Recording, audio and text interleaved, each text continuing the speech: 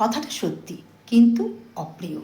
একটি মানুষের যা যা গুণ থাকা দরকার, কাম, ক্রোধ, লোভ, মোহ, সব কিছুই একটি মানুষের মধ্যে প্রয়োজন। কিন্তু এখন তার সাথে যুক্ত হয়েছে Instagram, Facebook, YouTube, etcetera etcetera. এগুলো ছাড়াও মানুষ কিন্তু এখন অধুরা। আগে লোকেরা পাশাপাশি বসে গল্প করতো, কিন্তু এখন যেন সব কিছুই এই ফোনের মধ্যেই ঢুকে রয়েছে। এখন এগুলো ছাড়াও মানুষ নিজেকে অধুরা মনে করে।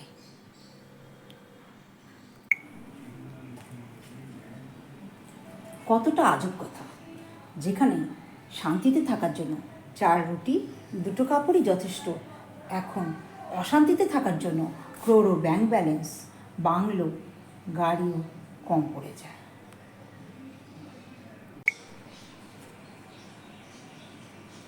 কথাটা সত্যি কিন্তু অপ্রিয়। এখন লোকেরা রিয়ালিটি থেকে দেখানোতে বেশি বিশ্বাস করে।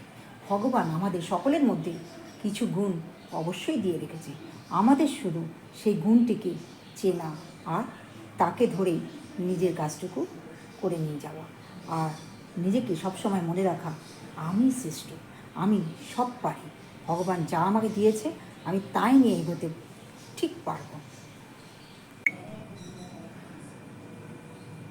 নিজের জীবনের ভুলগুলো শোধরাতে বেশি সময় নিও না, কারণ ভুল যত বেশি হবে শোধরাতে তত বেশি সময় লাগবে।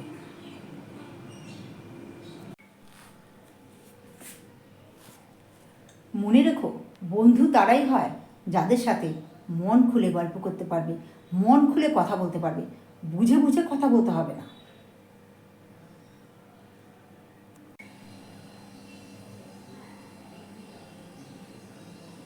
সব কিছু সঠিক করার দায়িত্ব তোমার উপর হতে পারে না। যে তোমার নিয়ন্ত্রণের বাইরে তাকে তার উপর ছেড়ে দাও, তা সে মানুষ হোক বা সময়। জলকে যেমন হাতের মধ্যে শক্ত করে ধরে রাখতে পারবে না, তেমনি আমাদের জীবনেও এমন কিছু বিপরীত পরিস্থিতি আসে যেটাকে আমরা কিছুতেই নিজেকে তার থেকে বার করে নিতে পারি না।